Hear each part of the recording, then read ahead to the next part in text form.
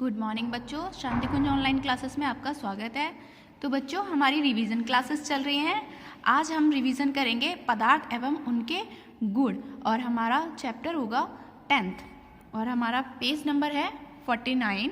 तो बच्चों ओपन कीजिए और मेरे साथ आज हम एक्सरसाइज करेंगे, वो याद कीजिए। बच्चों सही विकल्प पर सही का निशान लगाइए। में पहला क्वेश्चन है, चीनी विलयन में डैश विलेय है।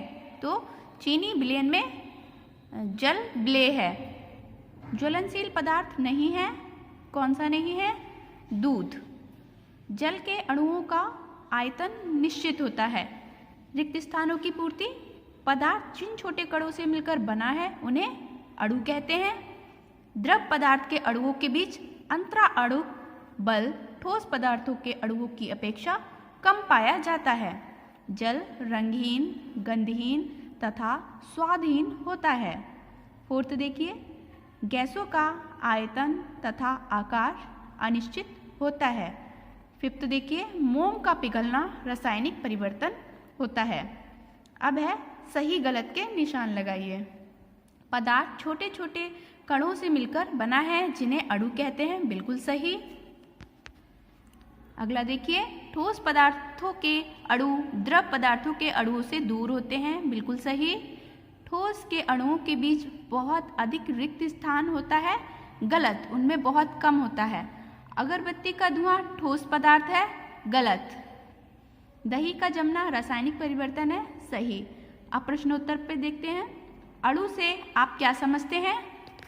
तो इसका आंसर होगा सभी पदार्थ सूक्ष्म कणों से मिलकर बने होते हैं, इन्हें अणु कहते हैं। अगला प्रश्न है, पदार्थ क्या है, ये किसके बने होते हैं? तो इसका आंसर लिखेंगे, पदार्थ वह तत्व है जो स्थान घेरता है तथा इसमें भार होता है। तो बच्चों पदार्थ क्या होता है? जो स्थान घेरता है और जिसमें भार होता है। और ये किससे मिलकर बने होते हैं? ये छोटे छोटे अणुओं से मिलकर बने होते हैं और ये इतने छोटे होते हैं कि हम आंखों से नहीं देख सकते।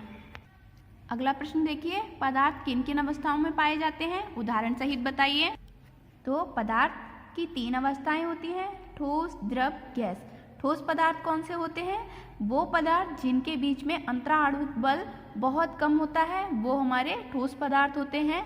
जैसे पत्थर, लकड़ी, ये सब हमारे कैसे हैं? ठोस पदार्थ हैं। फिर द्रव क्या होते हैं? द्रव के अणु ठोस के तरह पास पास नहीं होते, इनके बीच में अंतराणु बल थोड़ा कम होता है, इनके बीच में जो गैप होता है वो थोड़ा कम होता है ठोस के अकॉर्डिंग। जैसे पानी, दूध, ये सब हमारे क्या हैं? तरल पदार्थ हैं या द्रव पदार्थ हैं। फिर है गैसेस। गैस में क्या होते हैं? इनके अंतराणु बल जो होता है वो बहुत कम होता है और इनके बीच में गैप बहुत दूर होता है, मतलब गैप बहुत ज़्यादा होता है, जिसकी वजह से गैस बहुत ही जल्दी फैल जाती है। और गैस का आयतन और आकार निश्चित नहीं होता है। तो गैस तो बच्चों आप सबको पता है ना, ऑक्सीजन, कार्बन डाइऑक्साइड, ये सारी गैसेस होती हैं। अगला क्वेश्चन देखिए, विलयन किसे कहते हैं? द्रव और विलेय पदार्थ को मिलाने पर हमें जो मिश्रण मिलता है उसे विलयन कहते हैं। यानी किसी द्रव और उसमें घुलने वाला किसी पदार्थ को अगर हम मिला दें तो जो मिश्रण मिलेगा उसे विलयन कहेंगे। अगला प्रश्न देखिए, रासायनिक और भौतिक परिवर्तन क्या है? वह परिवर्तन जिसमें कोई नया पदार्थ बनता है और मूल पदार्थ में स्थायी परिवर्तन हो जाता है, रासायनिक परिवर्तन कहलाता है। जैसे कागज का जलना, दूध से दही का बनना, क्या कहलाता है? रासायनिक परिवर्तन। इसमें क्या होगा कि जो पहला वाला पदार्थ होगा वो बदलकर कुछ और बन जाएगा और वो फिर अपनी पुरानी अवस्था में कभी नहीं आ पाता है। और भौतिक परिवर्तन कौन से होते हैं? वह परिवर्तन जिसमें कोई नया पदार्थ नहीं बनता बल्कि पदार्थ की अवस्था तथा आकार में केवल अस्थायी परिवर्तन होता है, भौतिक परिवर्तन कहलाता है। जैसे बर्फ का जल बनना, जल का पुनः ठंडा होने पर बर्फ का बनना, तो ये क्या कहलाता है? भौतिक परिवर्तन। अगला प्रश्न देखिए, अंतराणु बल किसे कहते हैं? ठोस पदार्थ के अणु एक शक्तिशाली बल से बंधे रहते हैं, इस बल को अंतराणु बल कहते हैं। इन पदार्थों का अंतराणुक बल अधिक होता है, किनका? ठोस का। तो बच्चों अंतराणुक बल क्या होता है कि ये जो जिस शक्तिशाली बल से ये जुड़े हुए रहते हैं, ये अणु जो दिख रहे हैं आपको, ये जिस बल से जुड़े रहते हैं तो इसे ही हम बोलते हैं अंतराणुक बल। आई होप बच्चों आपने रिवीजन कर लिया होगा, तो इसे अच्छे से याद कर लेना।